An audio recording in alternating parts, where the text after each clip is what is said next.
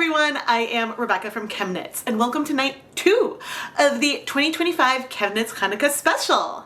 Tonight I want to create something that is non-repeating, maybe watercolory, blown out speckles, but something that shouldn't really pool when you go and work with it.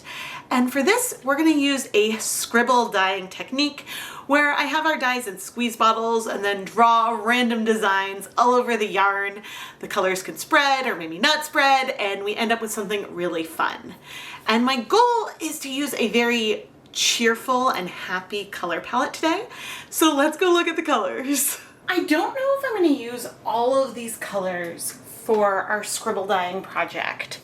I know for sure that I want to use deep magenta, fluorescent safety orange, and brilliant yellow. And these other two I just have in mind just in case I'm feeling there. I feel like I want a lot of pink and then everything else to be sort of a supporting character. Knowing that we'll probably lean very orange overall, but we're gonna watch and see what these colors do and play and have fun with this super sunny, cheerful color palette. I put on my deluxe rubber respirator mask, safety glasses, and gloves, and then paused to debate how I wanted to dissolve our colors today. I already have stock solutions made of brilliant yellow and deep magenta, so those colors are ready to go. They're ready for me to play with them. But what did I want to do for the remaining 3 colors? Do I want to make a stock solution at a known concentration, or do I want to just measure out some dye powder, add it to some water, but maybe in a reproducible way, so that way I could redo it if I need to? And I think I'm going for the latter. When you're doing a technique like this that is so much dye by feel, it can help to have a precisely measured dye that you're adding, so then you can try to have some consistency batch to batch. But given that I am using my gut to determine when I've added enough dye on each skein, it's okay to be a little bit less precise with all of the measurements involved. So therefore, I took about a half teaspoon of our Tangelo fluorescent safety orange and fluorescent lemon, dissolved them in hot tap water, and then added them into a tulip tie-dye bottle, which I believe, I'm forgetting if it's about 130 milliliters that fit in there total. But the main thing is, I know how much dye powder I took out, even though I'm measuring by volume instead of weighing it. And therefore I have a device where I can measure the total volume that I mix things in, which means that even if I dilute these colors further for our scribble dyeing, I have something that is reproducible for me to use. And I think that is the thing I want to drive home for, is that you can do your measurements in grams and milliliters and know all that precisely. Or you can look at the tools you have and say, this is the cup that I like to mix up my dye stocks in. I'm going to fill this up to this random line where the handle starts. And as long as you are able to maintain that consistency for yourself, that can be great. Now, measuring out a half teaspoon of dye powder, there can be some variability in there based on how dense the powder is packed. And I haven't done it in a while. I feel like I should redo it, especially for a short thing where I measure out and weigh different volumes of powder, just to show that, you know, a teaspoon of one color could be, I'm making up a number in my head, 2 grams, and maybe it's 4 grams for another color. And so there is variability there. But anyway, let's play with our yarn. So I can tell that these colors are very concentrated. So I am going to dilute them. I'm going to take one of these stalks, make a huge mess as I pour, and I'm going just to the bottom of the circle on here. And yes, I made a mess, and so rather than use a paper towel, we're going to make some lemons out of lemonade and wipe it up with a yarn mop. But yeah, that was, you could see on there that yellow was quite intense. There we go. I'm pouring better this time, making less of a mess with our fluorescent safety orange. It's like you gotta trust the pour, but I can't see. Now the bad thing is that I've not written any of this down yet. And so that is something that, I mean, for now is what it is, but I'm gonna want to have it written down. Okay, and then gosh, oh, this one doesn't even have a thing. I'm tempted, okay, this is what I'm gonna do. So our brilliant yellow, I'm gonna do the same way. Kind of go to the bottom of that circle that I've mentioned. But then for the deep magenta, I'm just gonna use our 0.5% stock solution. I said that that was the color that I wanted the most of, and so we're going to run with that and let this color be more concentrated and have more of an impact. And I have more of it that I can mix up as needed. And for the other colors, I'm gonna go ahead and fill them up with water. The hardest thing here is going to be if you're gonna want to recreate something the exact way I did it. It could be harder for you to follow my recipes because these are a little bit random, but I'm excited and I can dilute things further if I need to. Or I can add more pigment to the containers. Oh, good, that one fits there. And it's funny, I don't buy like Tulip one-step dyes very much anymore, but I love these bottles. They squeeze out really well, they don't get clogged. And so whatever your opinions are of them, the bottles are great. Today we're going to be dyeing Wool to Dye For's Platinum Sock and DK in 10-gram micro skeins. This yarn is 75% superwash merino wool, 25% nylon. I pre-soaked the yarn in some plain tap water with no acid for at least 30 minutes, more likely a couple hours or even overnight. In my 4-inch deep full-size catering stain pan, I have 8 cups of water, and I'm going to add 3 tablespoons of white vinegar.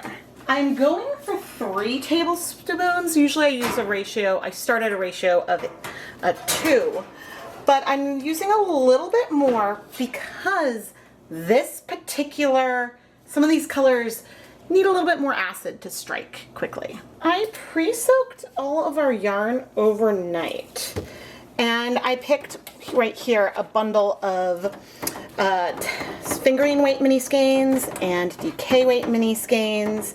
They're bundles of 10-gram minis, which I'm sure I told you about already, but I'm deciding to only do 200 grams of yarn at a time. This gives me the ability to spread the yarn out a lot, and so hopefully we'll get some coverage over all of the minis. As I start to go and heat this up, it should not take that long to get hot, but as I heat it up, I'm going to go ahead and make up some water that is, again, 3 tablespoons of white vinegar and 8 cups of water, because as we reuse the dye baths, I may want to add more liquid. And so I know that the volume can make a difference in how much the colors spread, but I'm going to try to aim for something that looks like this for the yarn.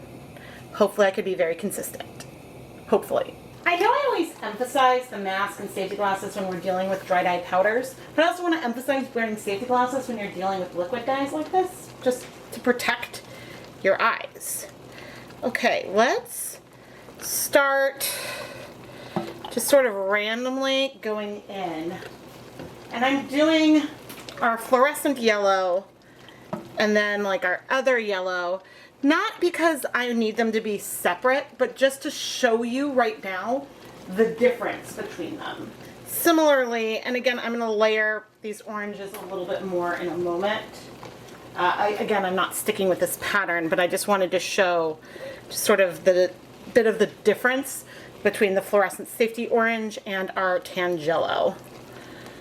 But again, I'm trying to be lighter with these colors than I plan to be with our pink. Now, hopefully our pink is not gonna feel too intense, but of all the colors, you know how I said that these flow really easily? Well, it feels like the pink is getting a little bit stuck, but that is okay.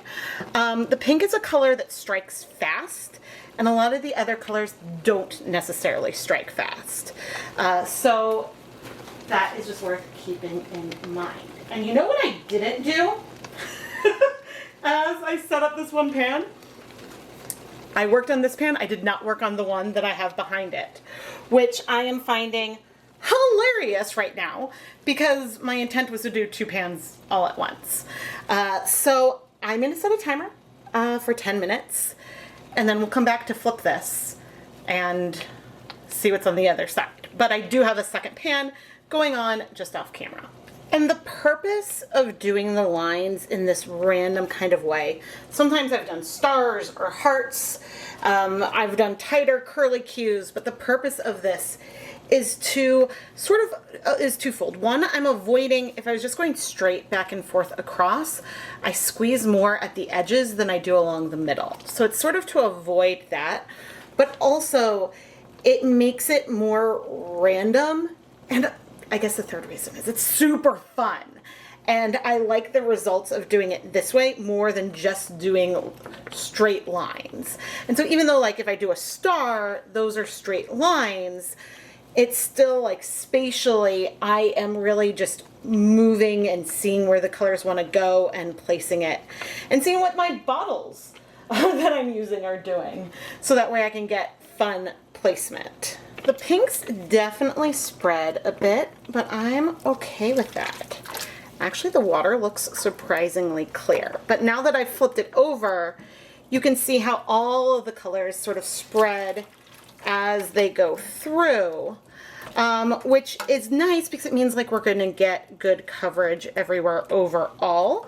And I can just make sure to spread out that edge right there. And then we can come back with our colors to have some fun, knowing that this is going to blend things even further when the colors move through to the other side. And I have a feeling that I have mixed way too much dye because I am just about done, what, with 400 grams, and I'm going to do 4 rounds of this. I may need to refill the containers once or twice, but yeah, it's just fun to see how everything layers together. And sometimes if you want things to like have different patches and not everything run together into one color, I know I don't think I finished a thought, but one thing that you can do is you can wait in between bringing in the different colors a little bit more. And so that is something that can help because sometimes if you layer the colors all together a little too much, they can mix with the dye a little bit. Sorry, they can mix in the water before hitting the yarn. Whereas if I were to wait a little longer, then our colors would have more of a chance to mix with one another. The colors would have more of a chance to layer once we bring it onto the yarn itself versus mixing in the water. And you can see how now we will be ending up with like, not really a white background. It'll be a pastel background, but have a lot of pink and stuff to it. There could be a little bit of white left, but of all the colors, the one I've used the most is our pink. But that was also my plan. And I should have, well, I absolutely have enough of that mixed up, because if I run low of the 0.5% stock that I have, I can go ahead and use my, I have a 1% stock of that color as well. But I love this. I love that the yellows, yes, they may shift more gold, but they're not completely overtaken by everything. And our pink is the dominant color here. And so that makes me happy because that was my goal. All right, I'm gonna wait 10 minutes and we'll come back to check in. Oh, this is so pretty, and I love, love, love the spread that we're seeing. It gives it this like speckly, mottled kind of feel. And even if I were to like open up the inside, Ooh, do I want to add a little more color? Maybe. That's what I was on the fence about. If when I opened it up, I felt like I needed to add more color, or if I'm ready to wait 30 minutes to just, or I mean, I guess it would only be like 20 more minutes, but I think I'm just gonna add that little bit of color, and then now I'm gonna keep things for 30 minutes. But you know what I didn't do is go to the edge very well. Okay, I'm trying to not touch and move too much. But now I'm gonna set a timer for 30 minutes, and then we'll come back to remove the yarn to set it aside to cool. But it gives this like watercolory feel, but also there's some areas that are more intense. I'm so happy with it. One other thing worth noting as we wait, but as the water level in the pan decreases, the amount of spread that you get will also decrease. For example, right here, this yarn is above the surface of the water. And so when I add the dye right here, it's gonna get heat, but it's not necessarily gonna go through as many layers. Whereas over here, we can see that little bit of a pink halo in there. And so that's something to keep in mind as you're looking at your water level. And so if you're not seeing the color spread as much as you necessarily want, that's something, I guess, to think about. Okay. If your zip ties get a little warm, you can just let them poke out for a little bit. But check it out. It is so pretty and fun. I love colorways like this. And as we set that yarn aside to cool, I can come over with 200 grams of new yarn. Now, as I do this, you're gonna notice something right away in that our water level has decreased a lot, even though at one point I did come and add a little bit of water.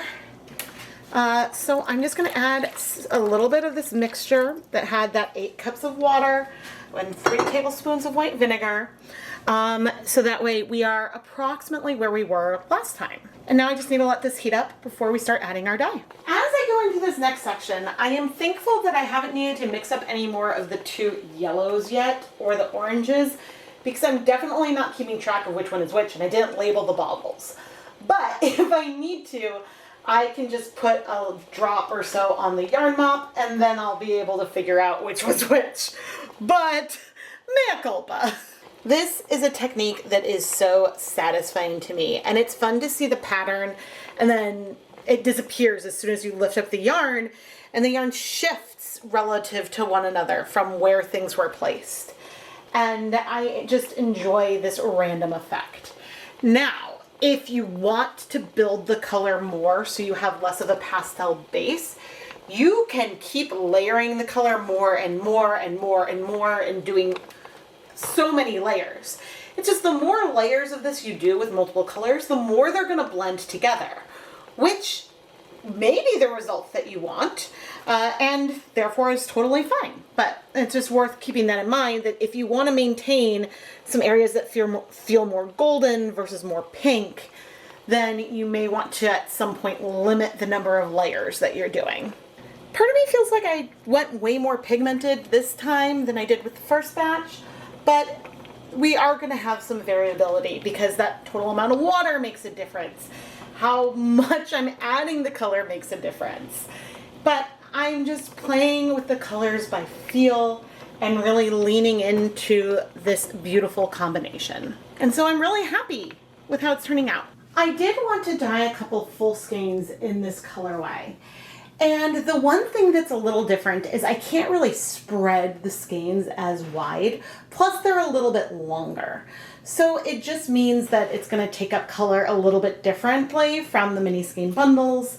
And depending on how I'm feeling, maybe I'll do more flips, but also maybe not. I sort of have to see what the yarn is doing and what kind of coverage I'm getting and how I feel there.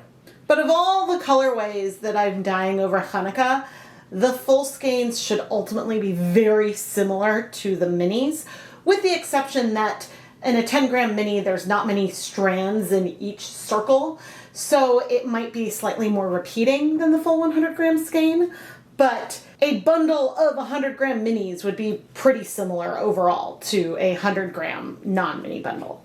Actually, it's seeming to me like the colors are spreading out a lot less on the full skein, and so we might have more contrast in there than what we have on the minis, which is interesting to me because it's the same for the fingering weight yarn. It's the same yardage in 100 grams, but I mean, they're just bundled differently, and so it's just interesting to me. To leave no dye behind, I wanted to use up some of the more diluted dyes that I had, and I had mixed up more of our 2 yellows. So I took 14 20-gram mini skeins, or just shy of 300 grams of yarn, and I poured our yellow dyes across. I'm actually using the leftover dye baths from both of the pans that I had. Then I took a little bit of our fluorescent safety orange. That was the very concentrated one that I mixed at the beginning, and I added that in, and then finally some of the deep magenta. And I'm not sure exactly how this will turn out after I wait for 30 minutes, but I know that it'll be fun and sunny and a nice counterpart to our yarn.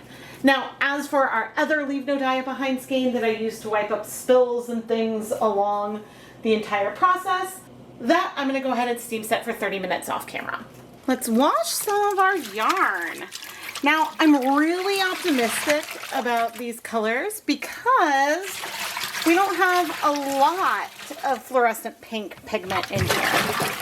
The fluorescent safety orange has more of the fluorescent yellow that we had with the fluorescent lemon, but does, I believe, also have a fluorescent pink pigment in there. So it is present, but just at a small amount. And just check out that dimension. Now, I picked colors today that all work really well together and stay relatively bright. I mean, the Tangelo is a little bit less bright, but it's something that the colors weren't going to become muddy, because if we introduced in a little more blue, then we could start getting some more like brown and neutral tones versus the warmth that we have here. And I'm not seeing any bleeding. But I have done this with contrasting colors, things that are dark versus bright, and all kinds of things. And yes, over time they do start to average together a little bit, but it again depends on the water volume, how much of each color you're adding, and things like that. So the less like scribbling you do of each color on top of each other, the more you can keep things a little bit separated, if that's what you're going for. But the happy thing is that there is no color bleeding. So I'm gonna go ahead and put this, oh my gosh, I love it, through my spin dryer and hang it up to dry. And I'm going to continue washing the rest of the yarn off camera. It is so dreary and gloomy outside that this color is making me so happy. You know, when I was dyeing it, I was thinking that it was mostly pink. Stepping back, it's absolutely an orange colorway with a lot of pink notes, but I'm feeling, sort of squinting and looking at the thumbnail on the camera, I'm feeling the orange. But hopefully this is an orange that everyone's gonna like. Now we do have some bundles with a little bit more color, some with a little bit less, but that just comes from dyeing different batches and me sometimes adding more than others. Now you know I gotta do it. We gotta bring over the black light. And there's something that I discovered when using these colors at different times, so we'll see. Ooh, we do have some fluorescence though. Oh, that's pretty. Ooh, I like it. I like all those hints. Okay, if I zoom in, I'm trying to see. Okay, I'm not seeing a ton of fluorescent orange, but I am feeling some of the yellows, I think. Now, a fluorescent yellow is going to be brighter than a fluorescent safety orange, just because the yellow is brighter than the pink, and the orange is a mixture of yellow and pink. Now, I'm excited that we saw fluorescent marks at all, because I dyed some roving that is very similar to this colorway. And that video probably has not come out yet, and in fact it might still be available as a last minute lab partner video. But what I saw there, okay, in here we can clearly see our fluorescent lemon and our fluorescent safety orange as fluorescent. And there's a point where the fluorescent lemon very much stops, like in here, okay? It stops pretty much right there. And we still have some yellows there. That's where we have a little bit more of just the brilliant yellow. And so my hypothesis is something about the pigment in brilliant yellow quenches some of the fluorescence, because one, I layered fluorescent safety orange on top of brilliant yellow. That did not glow in the roving. Because this time I poured on the colors and sort of let them do their thing. With the roving, I poured on a color and then worked it down. Poured on a color and worked it down. So the colors at the end were more blended. And I'm not seeing that now, so we'll have to wait and see and do some tests for those conclusions, but it was interesting. And anyway, this is a very happy, fun yarn mop. And so are the others. Twisted, they are a lot of fun, and I think that they're all very happy and do actually coordinate with our more blended scribble dyed yarn overall. Before I go and start twisting anything, I would like to bring over our full skeins of yarn. And to some extent, some of the colors feel almost a little bit brighter here, a little bit punchier. And that is just because I didn't get as much coverage on each layer as I did with the minis, because I couldn't spread things nearly as wide. And so here, when I spread the yarn, it's still way more layers thick than with the bundle of minis. And so when I add the color, it's not going to go as deep into the center, which means that we have less pastel go onto the reverse side, which means that each color stays a little bit more true. And there's some more hints of like a true white. It's a very subtle difference though. And I don't think it's necessarily just because of full skeins versus micro skeins. I have seen instances where Stroll will absorb color faster than platinum. So I think if the full skeins I was using were Wool to Dye Force Platinum instead of Stroll, things might be a little different. But now it's time for me to go spend some time twisting up all of these micro skeins. And if you wonder why sometimes I say mini skeins, sometimes micro skeins, Wool to Dye For just calls anything 10 grams their micro skeins and 20 grams their minis. But I tend to refer to all of them as minis just generally. But if you're looking to buy some 10 gram skeins, look for the micros. This is a technique where I can't exactly guarantee that I got the same amount of dye on each skein. It's very possible that there are some that were maybe stuck in the middle every time. But looking at them twisted gives me more confidence, and I feel like I got really good coverage here. It's just, you know, sometimes you never really know for sure until you go ahead and twist them up. Twisted, I'm feeling a little bit more of the pink. Maybe there's a little bit of some glaze going on even in some areas, but overall still coral feeling, but I am feeling more of the pink than what I felt when I saw them all untwisted.